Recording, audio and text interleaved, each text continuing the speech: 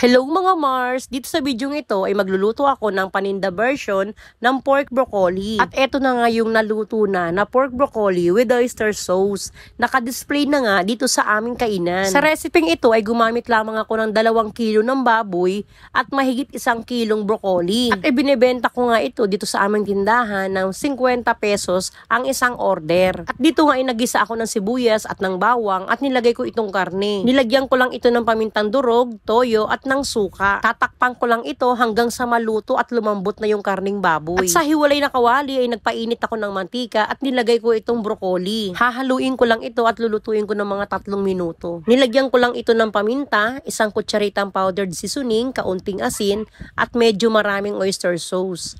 Hahaluin lang natin ito at ilagay na itong karne na pinalambot kanina. At hahaluin lang ito ng sandali, maglalagay naman tayo ng mga pampalasa. Naglagay lang ako dito ng 1 kutsaritang asin at 1 kutsaritang powdered seasoning. At maglalagay ako ng kaunting tubig na pantay lamang doon sa karne. Tatakpan hanggang sa kumulo. At dito nga sa kanyang pagkulo, ay luto na itong ating pork broccoli. Kaya maglalagay naman tayo ng pampalapot. At hahayaan ko lang siyang kumukulo ng mga 2 minuto pa. At dito ay luto na yung ating pork broccoli with oyster sauce. Medyo may kamahalan nga ang broccoli ngayon pero si Mr. ay nakabili ng mura. Hindi man ganun kaganda, ay pwede na. Follow for more!